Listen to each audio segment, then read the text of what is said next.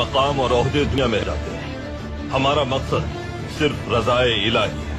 हमारा रास्ता साफ जाहिर है, यकीनन मुश्किल भी है, कठिन है, लेकिन इसका अंजाम रोशन है। तो जो लोग हमारे साथ हिजरत करने की ताकत नहीं रखते, हमें उनकी कोई जरूरत नहीं। हमें उन बहादुरों का साथ काफी है जो अपनी जान की परवाह किए बगैर हमारे साथ चलना चाहेंगे। तो अब वही लोग हमारे साथ जाएंगे जो हमारा मकसद पहचानते हैं।